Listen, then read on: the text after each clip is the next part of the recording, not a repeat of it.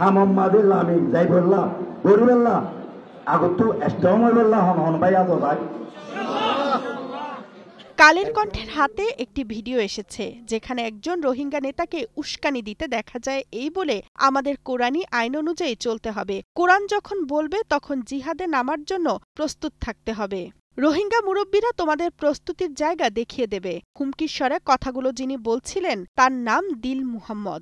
2024 সালের সেপ্টেম্বরে Rohingya committee for piece and repatriation গঠন করেছেন রোহিঙ্গা নেতা এই দিল মুহাম্মদ।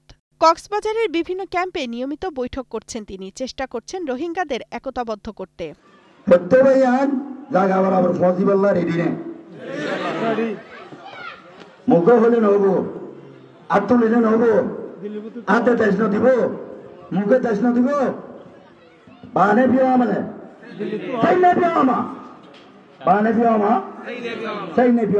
দিল মুহাম্মদ নিজেদের ভাষায় বলেন, সব ভাইয়েরা জায়গা বরাবর পিছানোর জন্য সবাই তৈরি কিনা, উত্তর আসে রেডি ইনশাল্লাহ। তারপর তিনি বলেন, মুখে বললে হবে না, জান দিতে হবে, সিনা দিতে হবে।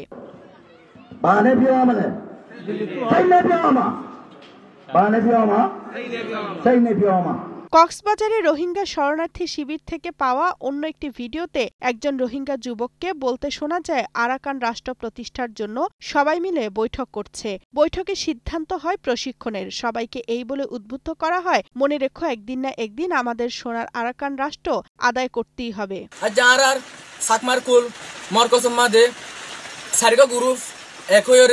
মানে আরাকান দেশ লয়বলা মগবাইকে তো হারে লয়বলা বলি একয়ে বেদনে মিলিজুলি একান বালা মশরা দি একদিন না একদিন লো ফুরিব আর সোনার আরাকান দেশ।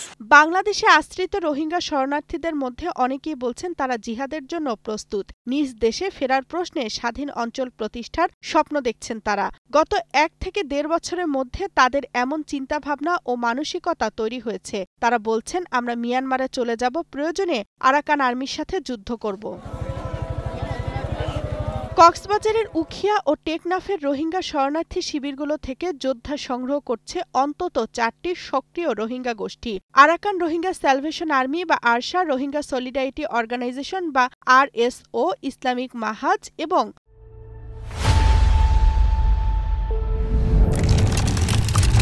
আরাকান রোহিঙ্গা আর্মি বা ARA। সাধারণ রোহিঙ্গাদের ভাষ্যমতে প্রতিটি ক্যাম্পের মসজিদ সহ বিভিন্ন জায়গায় গোপনে মিটিং চলে। ইন্টারন্যাশনাল ক্রাইসিস গ্রুপ ICG'র এক সাম্প্রতিক রিপোর্টে বলা হয়েছে, সক্রিয় গোষ্ঠীগুলো ধর্মীয় ভাষা ব্যবহার করে শরণার্থীদের রাখাইনে যুদ্ধের জন্য উদ্বুদ্ধ করছে।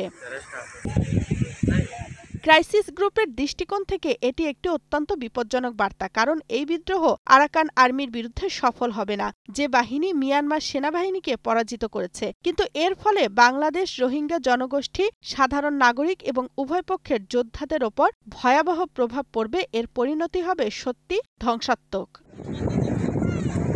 বাংলাদেশ ক্যাম্পের ভেতরে কোথাও সশস্ত্র প্রশিক্ষণ হয় না বলে দাবি করছে স্থানীয় বাংলাদেশি এবং ক্যাম্পের রোহিঙ্গারা। তবে সশস্ত্র প্রশিক্ষণের জন্য একটি নির্দিষ্ট সময়ের জন্য ক্যাম্পের বাইরে সীমান্ত পাড়ি দেয়। কিন্তু তথ্য রয়েছে, শারীরিক প্রশিক্ষণ দেওয়া হয় ক্যাম্পগুলোতে।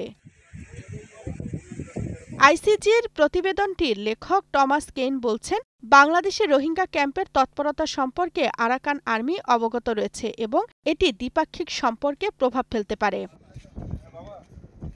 এ বাস্তবতায় রোহিঙ্গা প্রত্যাবাসন প্রশ্নে নতুন সংকট সৃষ্টি হয়েছে বলে মন্তব্য করেন অবসরপ্রাপ্ত মেজর ও নিরাপত্তা বিশ্লেষক এমদাদুল ইসলাম। তিনি বলেন, এই তৎপরতা বাংলাদেশের সার্বভৌমত্বকেও হুমকির মুখে ফেলতে পারে।